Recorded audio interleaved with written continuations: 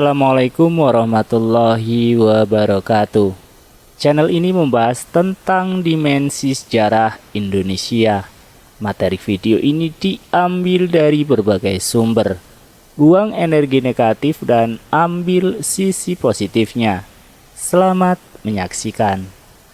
Serat Sabdo Palon, runtuhnya Majapahit.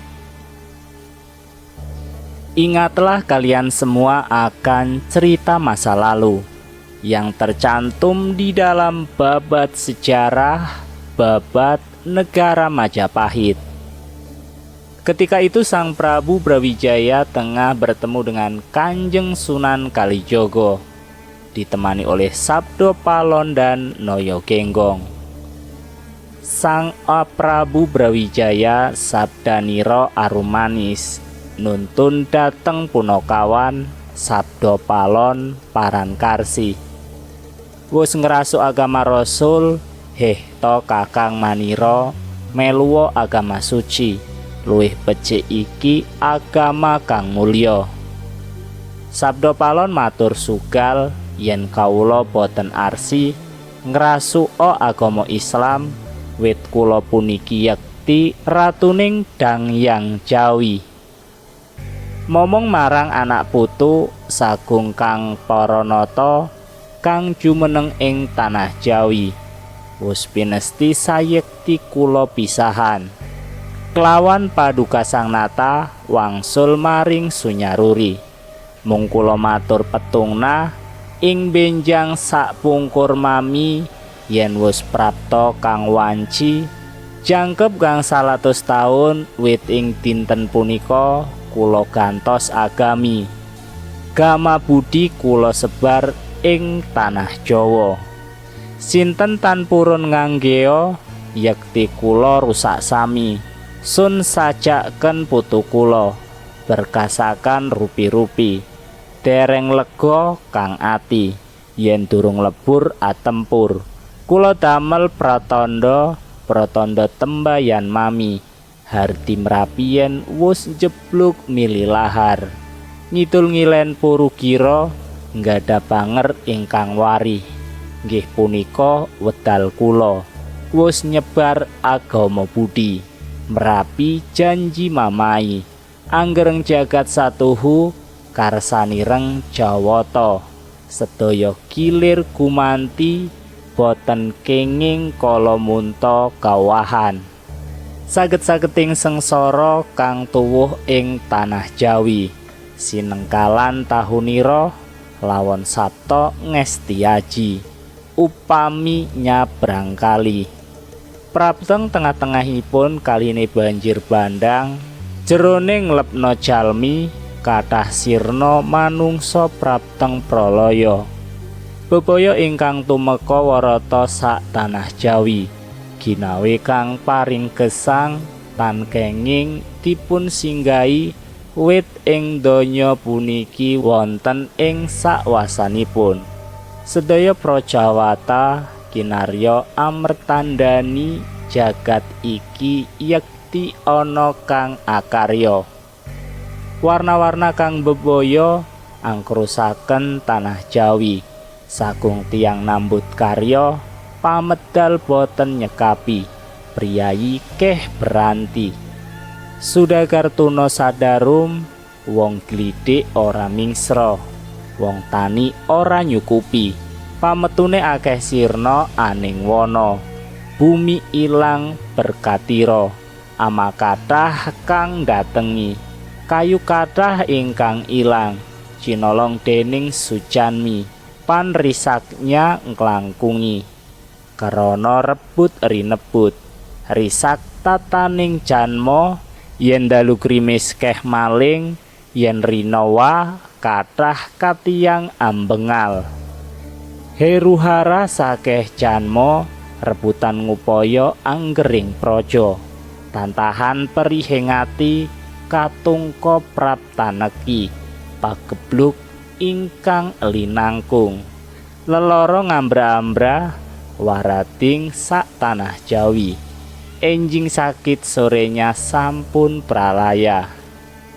Kesandung wohing pralaya kaselak banjir ngemasi, udan barat salah mongso, angin gung gegirisi, kayu gung brasto sami, tinempuhing angin agung, kathah rebah amblasah, lepen-lepen samyo banjir, lamun tinon pandados samodra beno, alun minggah ing daratan, karya rusak tepis wiring, kang dumunung kering kanan, kajeng akeh ingkang keli, kang tumuwuh apinggir, samya kentir terus ing laut, selogeng sami prasto, kabelebek katut keli, gumalundung gumbluduk suwaraniro, hardi agung samya huruhara gegirisi, gumleger suwaraniro, lahar mutah kanan kering, ambleber ang lelepi, nerajang wono lan desagung, manungsonya keh prosto, kebo sapi samya gusis, sirna gempang tan wonten monggo puliho, lindu ping 7 sedina, karya sisahing sujanmi, sitinipun samya nela berkasaan kang lesi, anyeret sagung janmi, manungsa pating galuruh, kathah kang nandang raga, warna-warna ingkang sakit, awis waras akeh klang prapteng pralaya, sabda palon nulya mukswa, sakedhap boten baeksi, wangsul ing jaman limunan, langkung ngungun Sri Bupati, jegrek tan bisa angling, ing manah langkung geketun, keduwung lepatira, mupus kersaning dewati, kodrat iku sayekti tan kena owah, yang artinya Sang Prabu Brawijaya bersabda dengan lemah lembut, mengharapkan kepada kedua punokawan atau pengiring dekatnya, tapi sabdo palon tetap menolak. Diriku ini sekarang sudah memeluk agama Rasul atau Islam. Wahai kalian kakang berdua, ikutlah memeluk agama suci. Lebih baik karena ini agama yang mulia. Sabdo palon menghaturkan kata-kata agak keras. Hamba tidak mau memeluk agama Islam, sebab hamba sesungguhnya Raja Dahyang tanah Jawa, memelihara kelestarian anak cucu atau penghuni tanah Jawa, serta semua para raja yang memerintah di tanah Jawa sudah menjadi suratan karma. Wahai Sang Prabu, kita harus berpisah. Dengan paduka wahai Sang Raja, kembali ke Sunyaruri, atau alam kosong tapi berisi, alam yang tidak ada tapi ada.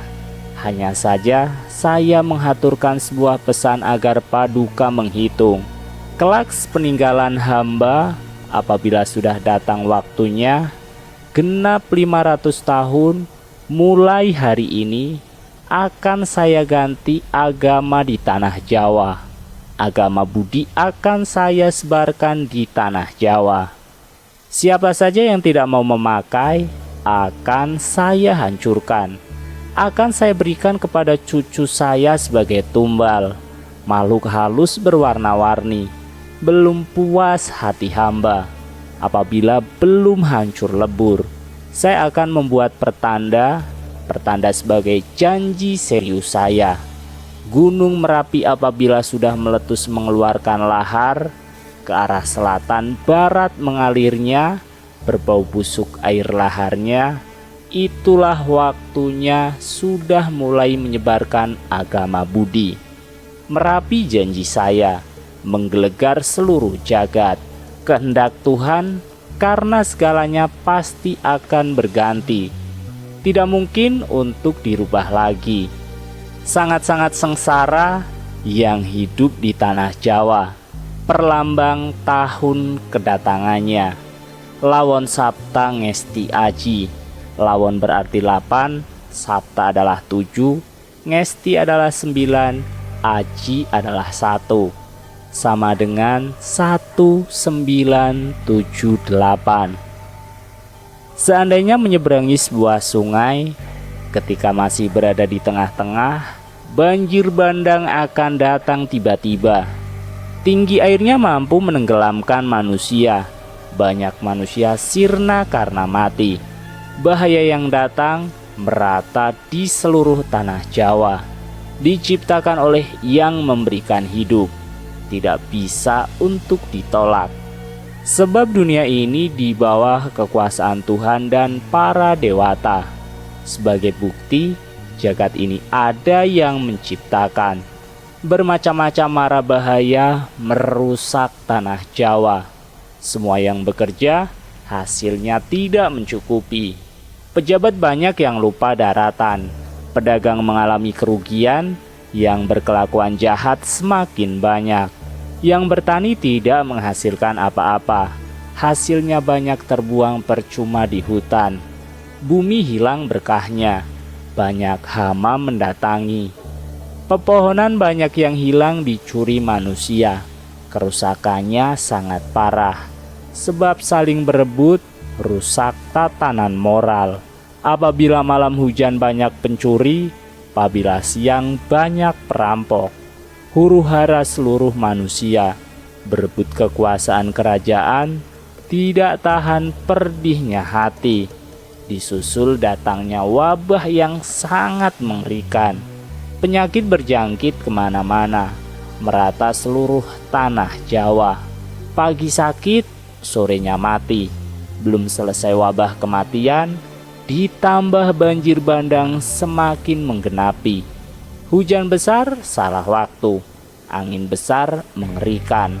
Pohon-pohon besar bertumbangan, disapu angin yang besar. Banyak yang roboh berserakan, sungai-sungai banyak yang banjir. Apabila dilihat bagaikan lautan, ombak naik ke daratan, membuat rusak pesisir pantai. Yang berada di kiri kanannya, pohon banyak yang hanyut. Yang tumbuh di pesisir hanyut ke tengah lautan. Bebatuan besar hancur berantakan. Tersapu ikut hanyut, bergemuruh nyaring suaranya. Gunung berapi semua, huru-hara mengerikan, menggelegar suaranya. Lahar tumpah ke kanan dan ke kirinya, menenggelamkan, menerjang lautan dan perkotaan. Manusia banyak yang tewas, kerbau dan sapi habis, sirna hilang tak bisa dipulihkan lagi. Gempa bumi sehari 7 kali, membuat ketakutan manusia, tanah banyak yang retak-retak, makhluk halus yang ikut membantu amarah alam. Menyeret semua manusia, manusia menjerit-jerit, banyak yang terkena penyakit, bermacam-macam sakitnya, jarang yang bisa sembuh, malahan banyak yang menemui kematian. Sabdo Palon kemudian menghilang, sekejap mata tidak terlihat sudah, kembali ke alam misteri. Sangat keheranan sang Prabu, terpaku tidak bisa bergerak. Dalam hati merasa menyesal, merasa telah berbuat salah. Akhirnya hanya bisa berserah kepada Tuhan. Janji yang telah terucapkan itu sesungguhnya tak akan bisa dirubah lagi. Diterjemahkan oleh Damar Sasongko. Sabdo Palon dan Noyo Genggong adalah penuntun gaib yang mewujud. Beliau berdua senantiasa hadir mengiringi raja-raja Jawa zaman Hindu-Buddha.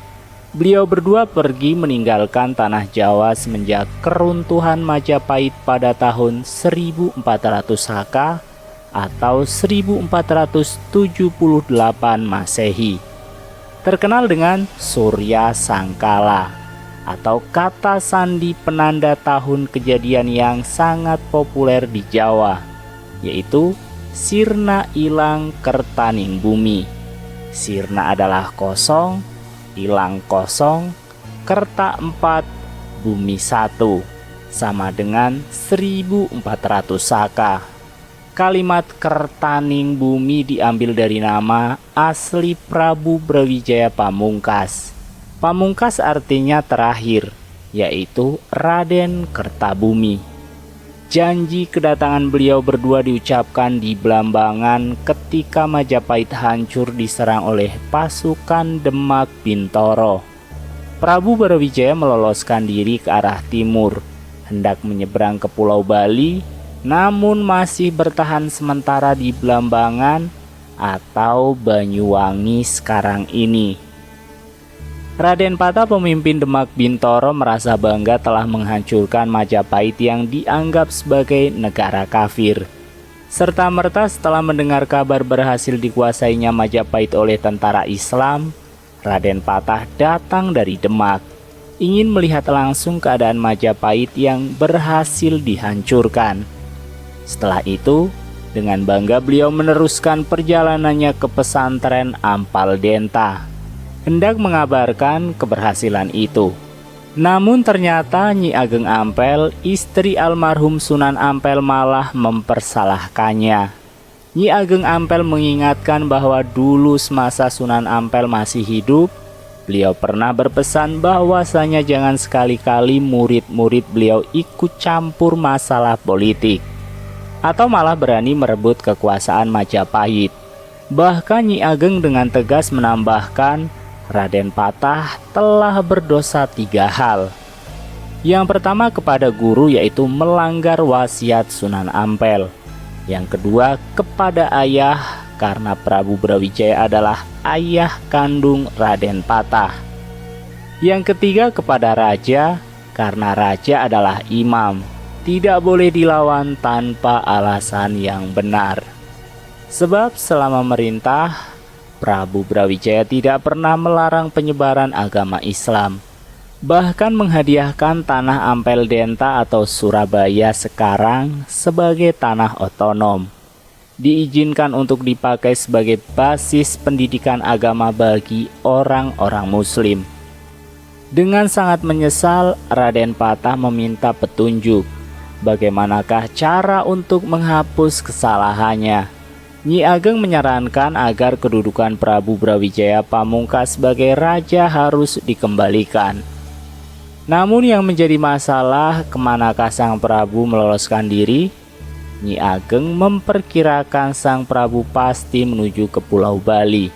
Raden Patah berniat menyusul sendiri, namun dicegah oleh Nyi Ageng Ampel karena setelah kejadian penyerangan Majapahit oleh tentara Islam terjadi, maka tidak akan ada satupun orang Islam yang akan dipercayai oleh sang Prabu. Tidak Raden Patah, tidak Nyi Ageng Ampel, tidak pula para wali yang lain yang turut serta membantu penyerangan tersebut. Namun hanya ada 2 wali yang mungkin masih beliau percayai, yakni Syekh Siti Jenar dan yang kedua Sunan Kalijogo. Karena kedua wali ini terang-terangan menentang penyerangan pasukan Islam ke Majapahit. Karena hubungannya Raden Patah tidak begitu baik dengan Syekh Siti Jenar, maka dia meminta pertolongan Sunan Kalijogo untuk melacak keberadaan ramandanya. Dan jika ditemukan, dimohon dengan segala hormat untuk kembali ke Trowulan, ibu kota Majapahit, untuk dikukuhkan lagi sebagai raja. Sunan Kalijogo bersedia membantu. Ditemani beberapa santri, beliau langsung melakukan pencarian ke arah timur. Dan ternyata benar, di Blambangan banyak umbul-umbul pasukan Majapahit serta para prajurit Majapahit yang siap tempur berkumpul di sana. Dan benar pula, Prabu Brawijaya masih ada di sana, belum menyeberang ke Pulau Bali. Agak kesulitan Sunan Kalijogo memohon bertemu dengan sang Prabu. Namun karena sang Prabu tahu betul Sunan Kalijogo yang seringkali beliau panggil Syahid itu, menurut pasukan sandi atau intelijen Majapahit, Sunan Kalijogo bersama pengikutnya sama sekali tidak ikut dalam penyerangan ke Majapahit. Maka Sunan Kalijogo dipersilahkannya menghadap walau dengan kawalan ketat. Disinilah dialog Serat Sabdo Palon terjadi. Sang Prabu Brawijaya ditemani Sabdo Palon dan Noyo Genggong dihadap oleh Sunan Kalijogo beserta sesepuh Majapahit yang kebetulan bersama-sama Sang Prabu hendak menuju ke Pulau Bali, menyusul beberapa masyarakat Jawa lainnya yang lebih dahulu melarikan diri ke sana. Mendengar penuturan Sunan Kalijogo, Sang Prabu luruh hatinya, karena sejatinya Sang Prabu kini tengah menggalang kekuatan besar untuk merebut kembali tahta dari tentara Islam. Tidak bisa dibayangkan apabila itu terjadi, karena pendukung Sang Prabu Brawijaya masih banyak tersebar di seluruh Nusantara. Pertumpahan darah yang lebih besar pasti akan terjadi.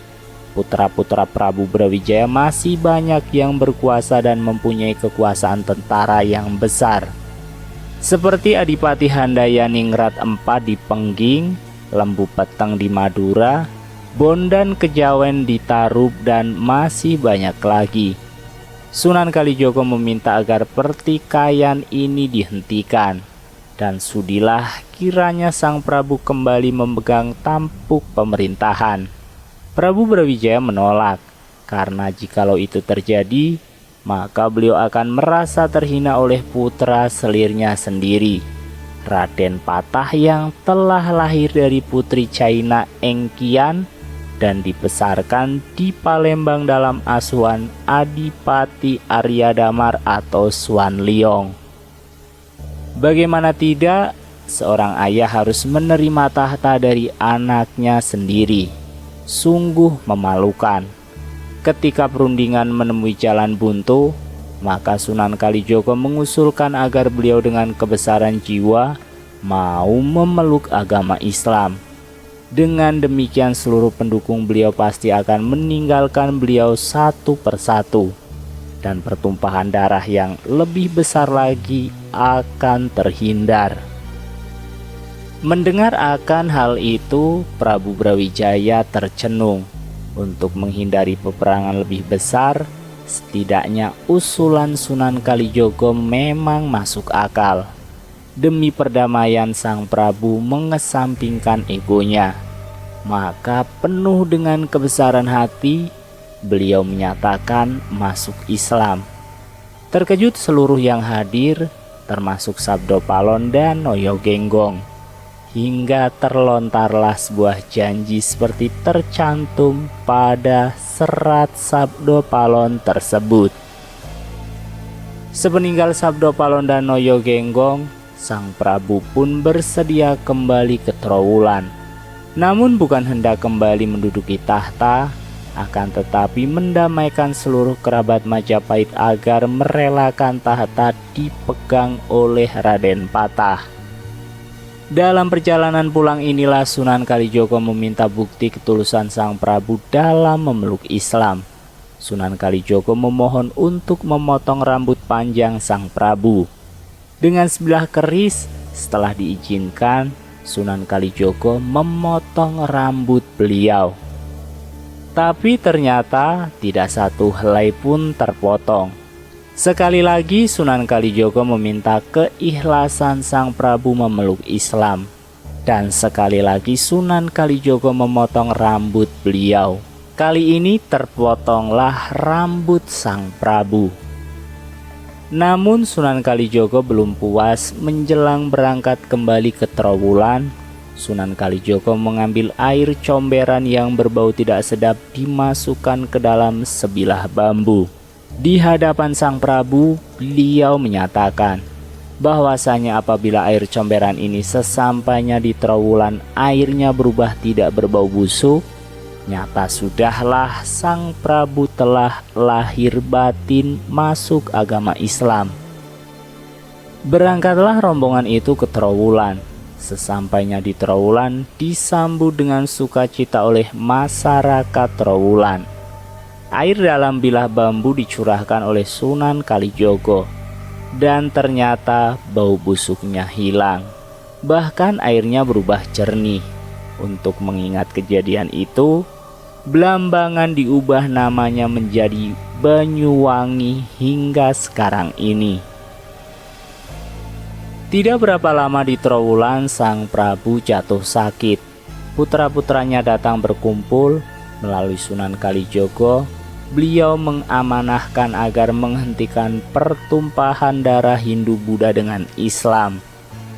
Biarkanlah Raden Patah bertahta sebagai raja di Jawa, walau sebenarnya keturunan dari Pengginglah yang lebih berhak. Menjelang akhir hayat beliau berpesan agar di atas pusara makam beliau jangan diberi tanda bahwasanya beliau adalah Prabu Brawijaya, Raja Majapahit terakhir. Namun tandailah dengan nama Putri Campa Anarawati, permaisuri beliau. Sebab beliau merasa diperhinakan sebagaimana wanita oleh putranya sendiri, dan penghinaan itu didukung oleh permaisurinya sendiri, Dewi Anarawati Putri Campa yang beragama Islam. Dewi Anarawati inilah bibi Sunan Ampel. Dewi Anarawatilah yang menyarankan agar sang Prabu memberikan Ampel Denta kepada Sunan Ampel untuk didirikan sebuah pesantren Islam. Maka jangan heran apabila di Trowulan tidak diketemukan makam Prabu Brawijaya melainkan makam Putri Campa. Padahal makam Putri Campa yang asli berada di Gresik. Begitu Majapahit diserang pasukan Islam, beliau diungsikan ke Gresik hingga beliau wafat. Wallahu alam bishawab. Salam Rahayu. Wassalamualaikum warahmatullahi wabarakatuh.